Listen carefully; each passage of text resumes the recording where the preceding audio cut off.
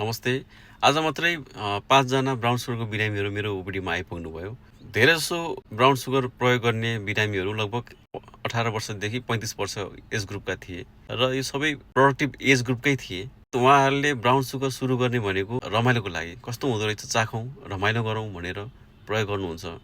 तर पछि बिस्तारै प्रयोग गर्ने क्रममा यसको लत बसेकै थाहा हुँदैन।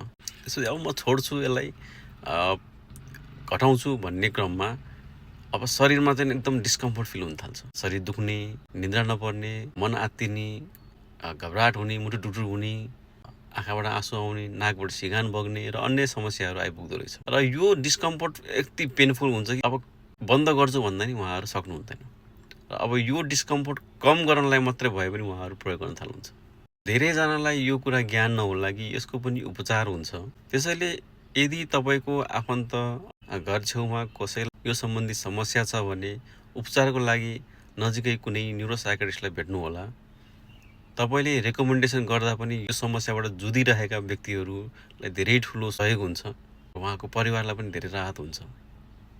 धन्यवाद।